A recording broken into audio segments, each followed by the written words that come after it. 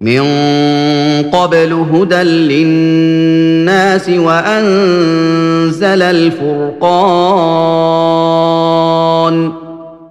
إن الذين كفروا بآيات الله لهم عذاب شديد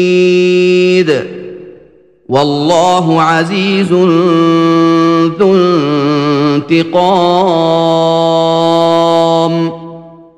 وانزل التوراۃ والانجیل من قبل ہدی للناس، اسی طرح اللہ نے اس سے پہلے لوگوں کی ہدایت کے لیے تورات اور انجیل نازل فرمائی تھی۔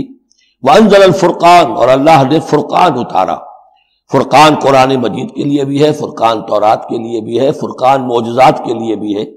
ہر وہ شے یوم الفرقان ہم سورہ انفال میں پڑھیں گے، غزوہ بدر کے دن کو کہا گیا، جو شے بالکل مبرہن کر دے، حق و باطل کے مابین امتیاز قائم کر دے، وہ فرقان ہے۔ لیکن یہاں اب تہدید کا انداز ہے، دھمکی کا انداز ہے۔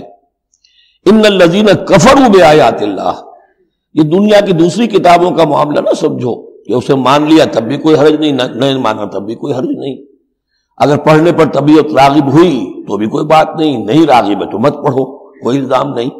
یہ کتاب ویسی نہیں، بلکہ یہ کتاب تو اب اگر نہیں مانو گے، ایمان نہیں لاؤ گے، تو ان الذین کفروا بآیات اللہ لہم عذاب شدید، تو ان کے لیے بہت سخت سزا ہوگی۔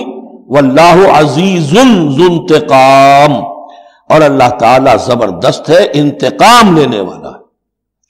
یہ لفظ بہت اہم ہے کہ اللہ تعالیٰ جہاں رؤوف ہے، رحیم ہے، شفیق ہے، غفور ہے، ستار ہے، لیکن ساتھ ہی شدید ذو انتقام بھی ہے، عزوز ذو انتقام بھی ہے، شدید العقاب بھی ہے۔